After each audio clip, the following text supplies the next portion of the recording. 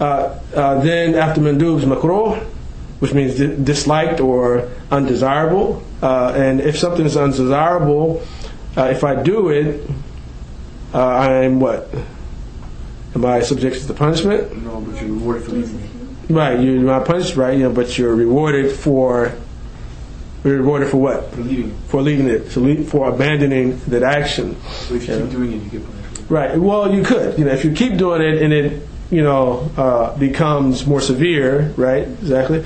It can lead because it can become a haram, right? It can turn into something haram. And but makruh generally is something. If you do it, there's no punishment. But if you leave it off, you get rewarded for doing so. So I'm sleepy. I prayed Asr. Take me a nap. Makruh. Why?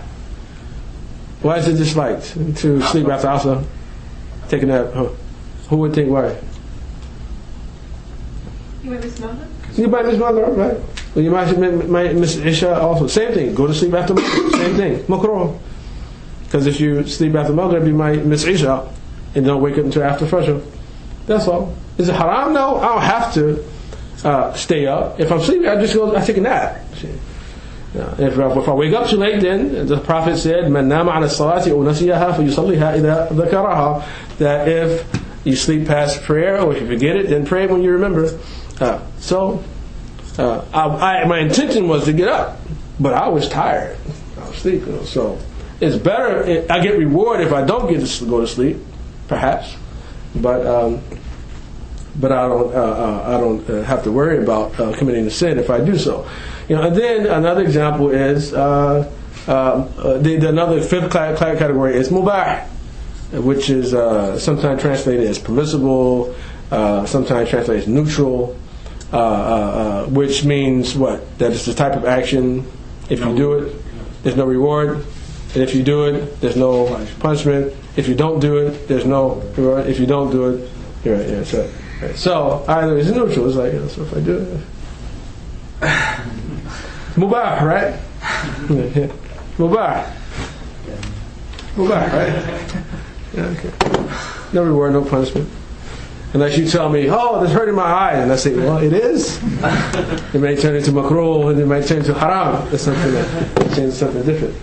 So basically, the point is that we believe that every single action has a particular ruling. Everything we do has a ruling. Everything we do. I stand up, I jump up and down. I spin around in a circle. I do a backflip. If I eat something, if I run down the street, if I tap you on your back, if I pray, if I pray Hajj, if I fast from Allah, everything has a ruling. Every single action has a ruling.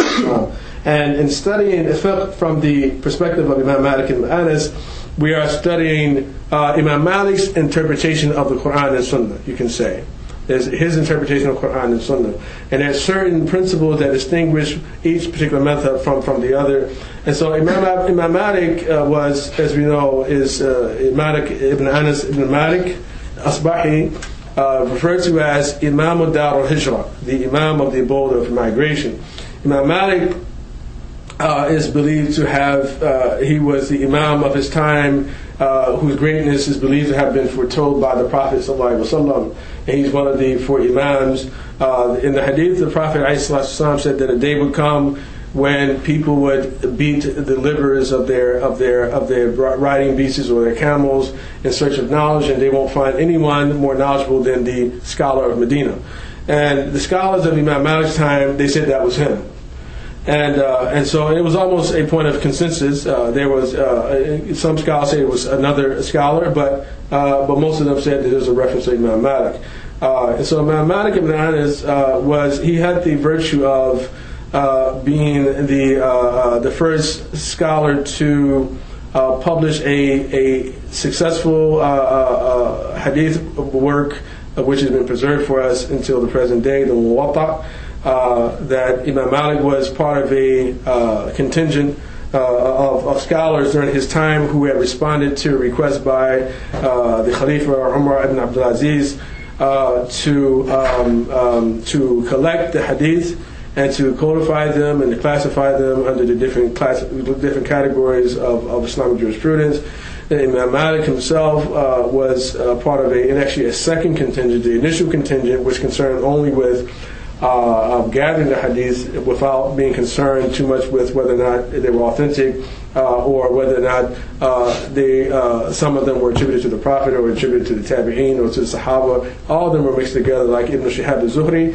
Imam Suyuti mentions in his Alfiya that أول جامع الحديث بالأثر Ibn Shihab al-Amir له Umar, that the first of those who gathered the hadith is Ibn Shihab al-Zuhri by the command of Umar. وأول جامع للأواب جماعة في العصر ذو اقتراب, and the first of those to gather the hadith collect the hadith and place them under the categories of jurisprudence, or to codify the hadith as a group of scholars who existed in a time which was contemporary, where they were contemporaries to one another. Kabni Jurayjin wa Hushaym al-Maliki wa Ma'marin wa Walid al-Mubariki, and such as Ibn Jurayj, Ma'mar ibn al-Rashid, Malik ibn Anas, Ibn Mu'ammarin wa Walid al-Mubariki, and Abdullah ibn Mubarak. So all these scholars, they themselves set out to codify the hadith, to place them under the different the books of jurisprudence, or the chapters of jurisprudence. Imam Malik was successful. It took him about 40 years to compile his work, and he would take it and present it to the different ulama in Medina and ask them about the hadiths to ensure him that the hadiths had been heard by them also. And for that reason, it was called the Muwatta, which has been treaded upon and checked against the views of the scholars. And so this had been declared to be the first, or at least we say the oldest extant work on hadith and fiqh in the history of Islam. Although there are a number of different versions of the Muwatta, and for that reason, after being included in the collections of the 6 books we call the Kutub al-Sitta, the sound collections, the soundest collections of hadith in the Sunni milieu, that we find that Imam Malik's book originally was included, but then later we find that it was excluded. It was excluded and replaced by the Sunan of Imam Nasa'i, and that had a lot to do with the fact that there are many different versions of Muwatta. And Imam Malik's the Muwatta is not a book dedicated exclusively to hadith. It was a hadith book along with fiqh judgments and fatwas by Imam Malik. Whereas the scholars wanted to have a cadre of books which were dedicated solely to the narration of hadith, and so they excluded the book of Imam Malik and introduced the Sunan of Imam Nasa'i, and so then we said the 6 books after that. And also Imam Malik's the most authentic, or the particular version of the Muwatta was considered to be the final version, the final redaction of it is the one by Yahya ibn Yahya al-Laythi, which also is published. And then we have in English a translation of Imam al-Shaybani's publication of the Muwatta too, of Imam Malik.